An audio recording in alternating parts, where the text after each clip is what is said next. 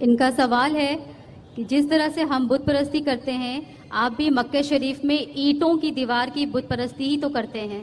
بہن نے بہت عام سوال پوچھا ہے کہ آپ جب بولتے ہیں اسلام میں بت پرستی حرام ہے تو آپ مکہ میں جب جاتے ہیں مکہ میں بھی آپ سنگ اسود کالے پتھر کو یا اینٹ کو پوجا کرتے ہیں تو کیا فرق ہے؟ سوال اچھا ہے، عام ہے. اس کا جواب ہے کہ اسلام میں کوئی بھی کعبہ کی عبادت نہیں کرتا، نہ سنگ اسود کی کرتا ہے. کعبہ ہمارے لیے قبلہ ہے، ایک دشا ہے. ہم جب نماز پڑھتے ہیں ہم مانتے ہیں ان کانگریگیشن جماعت میں. اگر یہاں نماز پڑھنے کا ہے تو کوئی کہے گا دکشن کی طرف دیکھو، کوئی کہے گا شمال کی طرف، کوئی کہے گا پورب، کوئی کہے گا پشچم، کس طرف دیکھے. تو اسلام میں جماعت کے لیے ہم دیکھتے ہیں کعبہ کی طرف. قرآن کی آیت ہے سورہ بقرہ کی سورہ نمبر 2 آیت نمبر 144 میں کہ جہاں بھی نماز پڑھو قبلہ کی طرف، قبلہ ہے کعبہ. اور آپ اگر نارتھ میں رہ رہے تو آپ ساؤتھ کی طرف دیکھ کے نماز پڑھیے، ساؤتھ میں رہ رہے تو نارتھ کی طرف، ایسٹ میں تو ویسٹ میں، ویسٹ کی طرف رہتے تو ایسٹ میں. کعبہ کی طرف دشا ہے صرف. اور سب سے پہلے مسلمانوں نے ورلڈ میپ بنائے تھے الادروسی ان 1154. اس وقت جب مسلمانوں نے ورلڈ میپ بنائی تو ساؤتھ پول اوپر تھا، نارتھ پول نیچے، کعبہ بیچ میں تھا. اس کے بعد ویسٹرن کارٹوگرافرز آئے، مغربی کارٹوگرافرز آئے، میپ کو الٹا کیا، نارتھ پول ٹاپ، ساؤتھ پول ڈاؤن. اس کے بعد بھی الحمدللہ کعبہ بیچ میں ہے. ہم جب مکہ جاتے ہیں عمرہ یا حج کے دوران طواف کرتے ہیں، سرکم ایمبولیشن آن دا کعبہ، کعبہ کے گول گھومتے ہیں کیونکہ وہ اللہ کا حکم ہے، ہمارے رسول کا حکم ہے. اور ایک وجہ میرے دماغ میں آتی ہے کہ ہر دائرے کا، ہر سرکل کا ایک ہی سینٹر ہے. اس کے معنی اللہ ایک ہے، خدا ایک ہے. اور دوسرے خلیفہ کا کہنا ہے حضرت عمر رضی اللہ عنہ کا، صحیح بخاری کی حدیث ہے جلد نمبر 2 کتاب الحج باب نمبر 56 حدیث نمبر 675 675. اس حدیث میں حضرت عمر رضی اللہ عنہ کہتے ہیں کہ میں اس کالے پتھر کو چوم رہا ہوں کیونکہ میں نے میرے رسول کو چومتے دیکھا، ورنہ یہ کالا پتھر نہ مجھے کوئی نقصان پہنچا سکتا ہے نہ کوئی فائدہ. یہ کہنا کہ کالا پتھر نہ نقصان پہنچا سکتا ہے نہ فائدہ، یہ ثبوت ہے کہ ہم بت پرستی کرتے ہی نہیں. اس کے علاوہ محمد صلی اللہ علیہ وسلم کے دور میں صحابہ کعبہ پہ چڑھ کے اذان دیتے تھے. کوئی بھی بت پرستی کرنے والا جس بت کی وہ پوجا کرتا ہے اس بت پہ چڑھے گا؟ بالکل نہیں. تو یہ ثبوت ہے کہ کبھی بھی مسلمان کعبہ کو پوچھتے نہیں. Hope that answers the question. میں رینٹا سردار، میں ساتراگاچھی سے آئے ہوا ہوں. میرا کوسچن ہے، اپنا پیشہ بتلائیں. میں ایک ویوسائی ہوں. ذاکر نائک سے میرا کوسچن ہے، ہر دھرم میں یہ بولا گیا ہے شادی کرنے کے لیے لڑکا اور لڑکی کو پراپت ویش کو ہونا چاہیے، یعنی بالغ. تو دکھا گیا ہے اور یہ بھی کہا گیا ہے مسلم لوگوں کے لیے کہ مسلم لڑکا اور لڑکی کو شادی کرنے کے لیے گھر کے بزرگ سے اجازت لینا پڑتا ہے. مگر اکثر دیکھا جاتا ہے کہ یہ بالغ گھر سے بھاگ کے اپنا بزرگ سے اجازت نہ لے کے دوسری جگہ جا کے شادی کرتا ہے، اور وہ شادی ہوتا ہے کسی مسجد یا کسی امام کے پاس. یہ صحیح ہے یا غلط؟ بھائی صاحب کا 2 سوال تھا. پہلا سوال کہ اسلام میں شادی ہونے کے لیے لڑکا اور لڑکی بالغ ہونا ضروری؟ بے شک بالغ ہونا ضروری. دوسرا سوال کہ آج کل بہت سے نوجوان بالغ لڑکا لڑکی گھر سے بھاگتے ہیں، یہ ضروری ہے کہ ماں باپ کی اجازت لینا چاہیے شادی کے لیے، بھاگ کے پھر مسجد میں شادی کرتے؟ کہاں تک صحیح ہے؟ بھائی صاحب اسلام میں ماں باپ کی اجازت فرض نہیں ہے، بہتر ہے. اگر آپ والدین کی اجازت لے کے شادی کرتے ہیں تو بہتر ہے، فرض نہیں ہے. یہ میں نے میرے تقریر میں بھی کہا ہوں. تقریر میں کہا ہوں کہ اللہ کے رسول نے کہا صحیح بخاری میں جلد نمبر 7 کتاب النکاح باب نمبر 43 حدیث نمبر 69 ایک عورت آ کے اللہ کے رسول سے کہتی ہے کہ میرے والد نے میرے مرضی کے خلاف میری شادی ایک مرد سے کی، اللہ کے رسول نے شادی توڑ دی. تو والدین کی اجازت فرض نہیں ہے، لیے تو بہتر ہے، فرض نہیں ہے. میں نے تقریر میں بھی کہا. لیکن اگر لڑکی چاہتی ہے کہ میں شادی نہیں کروں تو کوئی بھی والدین اس سے زبردستی نہیں کر سکتا، نہ باپ نہ ماں. اگر لڑکا چاہتا ہے کہ میں شادی نہیں کروں تو کوئی بھی زبردستی نہیں کر سکتا. اگر میاں بیوی راضی تو کیا کریں گا قاضی؟ تو اگر میاں بیوی راضی ہے لیکن صحیح طریقے سے لفڑے کر کے باہر بھاگنا نہیں چاہیے. وہ حرام ہے اسلام میں. ہوتا ہے کہ نوجوان لوگ کالج میں ملتے ہیں, لفڑے کرتے بھاگتے, وہ بھی غلط ہے, وہ بھی غلط ہے.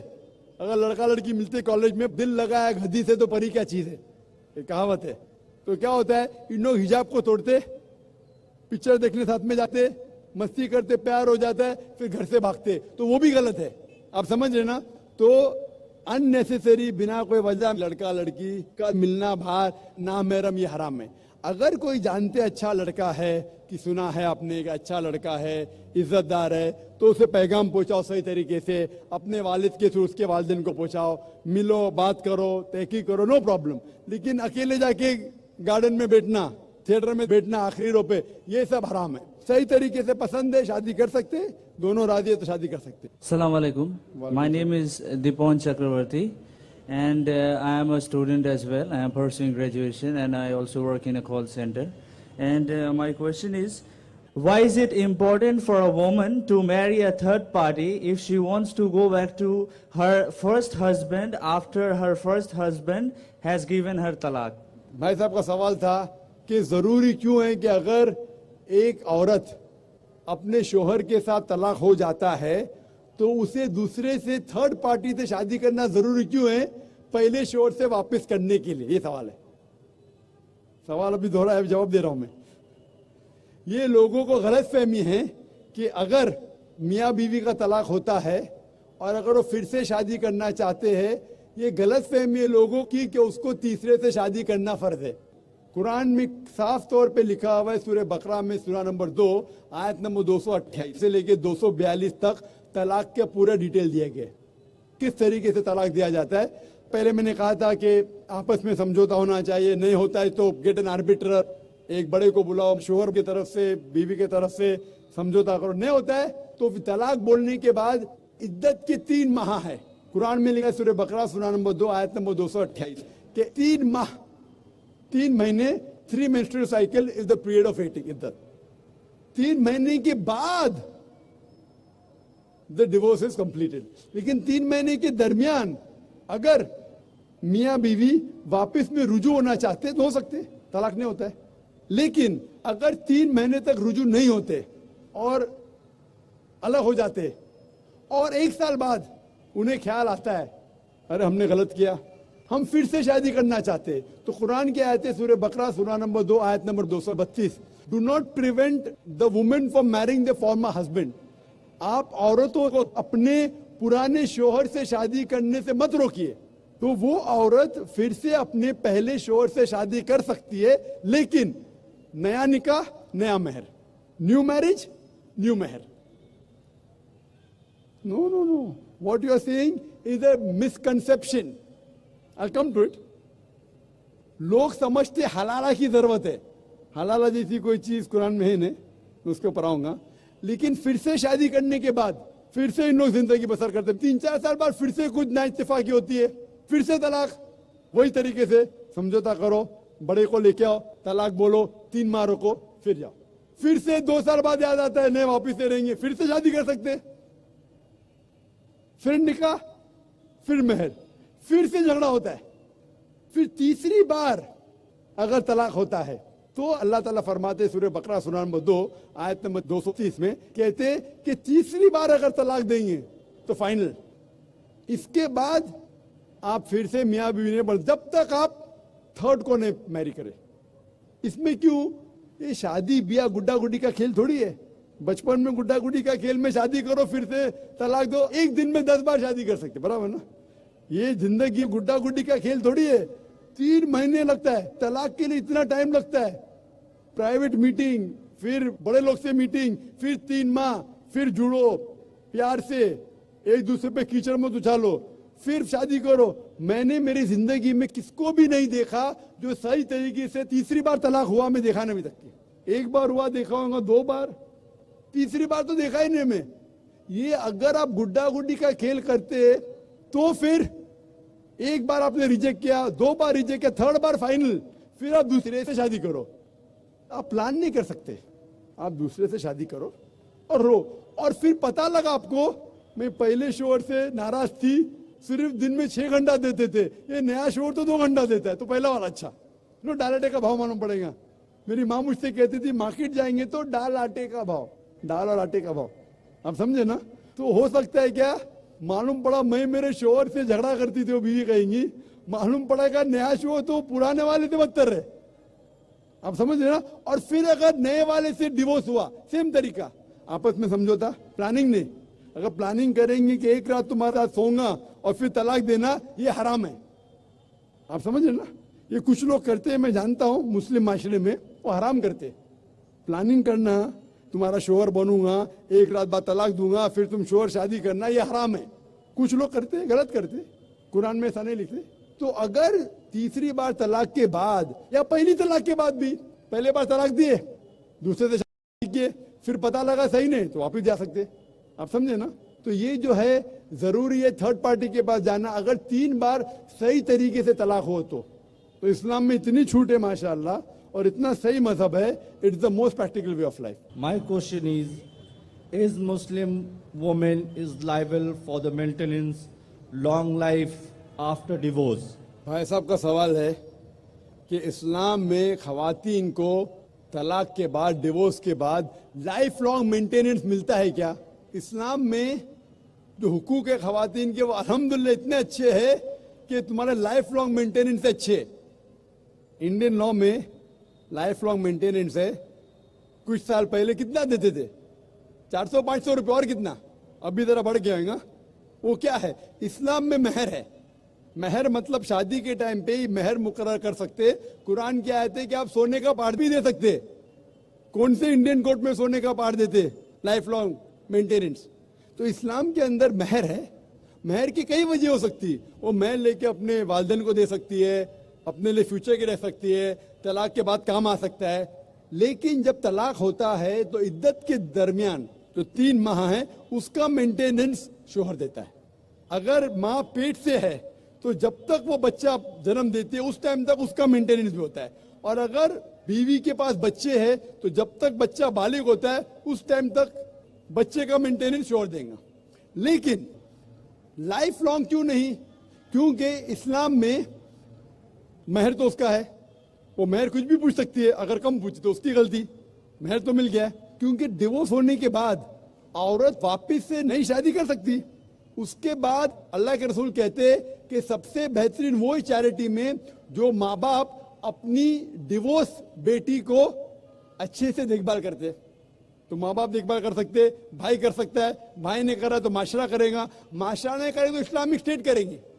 और अगर कहेंगे कि शोहर को देना चाहिए तो मुझे नया लेक्चर देने पड़ेगा मेन्स राइट्स इन इस्लाम, आदमी के हुकूक।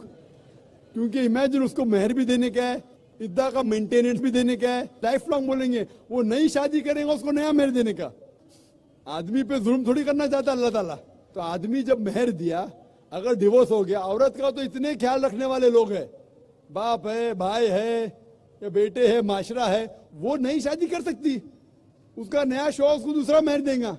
ये आदमी जो डिवोर्स हो गया वो जब नई शादी करेगा उसको नया महर देने का, तो नया महर देने का, पुराने बीवी को मेंटेन करने का, तो मुझे नया लेक्चर देने पड़ेगा मेन्स राइट्स इन इस्लाम, आदमी के हुकूक। तो अल्लाह ताला जस्ट है, बराबर है, औरत ऊंची नहीं है आदमी से, आप समझे ना। तो इसीलिए अल्लाह सुब्हानहू तआला ने सही इंतजाम किया है, लेकिन खवातीन का ख्याल भी रखा है कि अगर उसको जरूरत पड़े तो माशरे के दूसरे लोग उसका ख्याल रखेंगे। Hope the answer the question. अस्सलामु अलैकुम वरहमतुल्लाहि वबरकातुहू। जी खुश आमदीद दोस्तों, उम्मीद करता हूँ वीडियो आपने पूरी देखी होगी और आपको पसंद भी आई होगी। भाइयों दोस्तों, अल्लाह ताला ने हमें मुसलमान पैदा किया और हम मुसलमानों का यही अकीदा है कि अल्लाह एक है, अल्लाह के सिवा कोई इबादत के लायक नहीं। यही फ़र्क है, हम बुनियादी फ़र्क मुसलमानों में और दूसरे मुशरिकों में यही फ़र्क है कि मुसलमान एक अल्लाह की इबादत करता है। जब हमसे पूछा जाए कि अल्लाह ताला की तारीफ़ क्या है तो हम कहते हैं कुल हुवल्लाहु अहद, अल्लाह एक है और अल्लाह के सिवा कोई इबादत के लायक नहीं। اسی طرح دنیا میں جتنے بھی مشرک آباد ہیں، جتنے بھی غیر مسلم ہیں، ان میں سے کوئی 2 خداؤں کو، 3 کو، 4 کو، 5 کو وغیرہ مختلف کو مانتے ہیں۔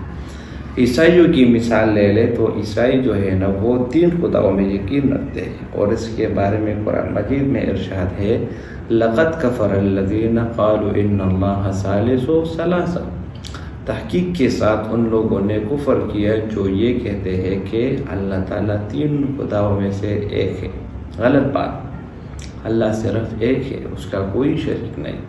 تو بھائیو دوستو، اللہ تعالیٰ نے اللہ تعالیٰ نے مسلمانوں کے لیے قرآن پاک بھیجا۔ قرآن تمام دنیا کے لیے ہدایت ہے، اگر کوئی اس کو اپنانا چاہے اور اس پر عمل کرے۔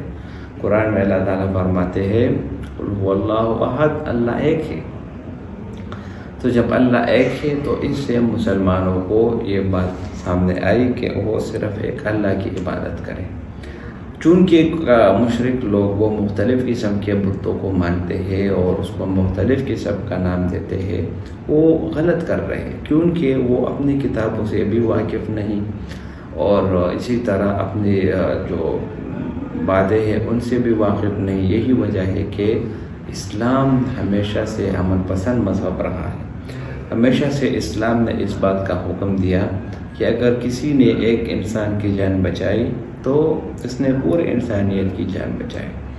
تو یہاں پر جو لڑکی نے سوال کیا وہ یہی کیا کہ مسلمان بھی تو شرک کرتا ہے، وہ بھی تو کعبے کی عبادت کرتا ہے۔ جواب یہ ہے کہ غلط بات، مسلمان کبھی بھی کعبے کی عبادت نہیں کرتا، بلکہ کعبہ ایک طرف ہے، ایک متعین جو ہے نا سائڈ ہے کہ اس طرف منہ کر کے آپ اللہ کی عبادت کریں۔